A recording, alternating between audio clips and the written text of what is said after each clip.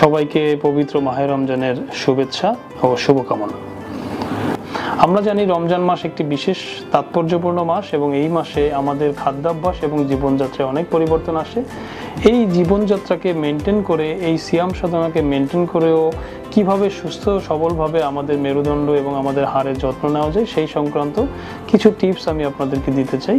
Number 1, আমরা রমজান মাসে ইফতারিতে প্রচুর পরিমাণে ভাজা পোড়া খাই। আমরা যেন ভাজা পোড়া খাওয়াটাকে নিয়ন্ত্রণে রাখতে পারি। নাম্বার 2, আমরা রমজান এবং সিয়ামের কারণে আমরা অনেক সময় আমরা না খেয়ে থাকি, যার কারণে আমাদের শরীরে পানি শূন্যতা তৈরি হয়। এই পানি শূন্যতাটাকে প্রতিরোধ করার জন্য আমরা যেন পর্যাপ্ত পানি পান করি। রমজান মাসে আমরা ইফতারির পরে সাধারণত একটু বাসায় অবস্থান করি বা নামাজ আদায় করি, আমাদের মুভমেন্ট কিছুটা কম হয়। আমরা চেষ্টা করব ইফতারির পরে অন্তত 10 থেকে 15 মিনিট কিছুটা পায়চারি করে শরীরের মাসেল এবং বোনসের মধ্যে আমার যাতে রক্ত চলাচল সাপ্লাইটা পর্যাপ্ত পরিমাণে হয়। এবং যারা স্মোকার বা ধূমপায়ী তারা রমজান মাসটাকে আমরা একটা সুযোগ হিসেবে যেন নেই যে আমরা এই সুযোগে আমরা স্মোকিং অ্যাভয়েড করব, বিকজ স্মোকিং আমাদের শরীরের জন্য অত্যন্ত ক্ষতিকর।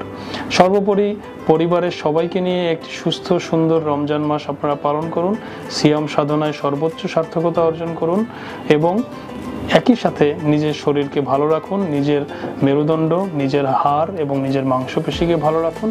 যে কোনো প্রয়োজনে, যে কোনো দরকারে আপনি আপনার যে কোনো রোগের কারণে আপনার চিকিৎসকের পরামর্শ নিন।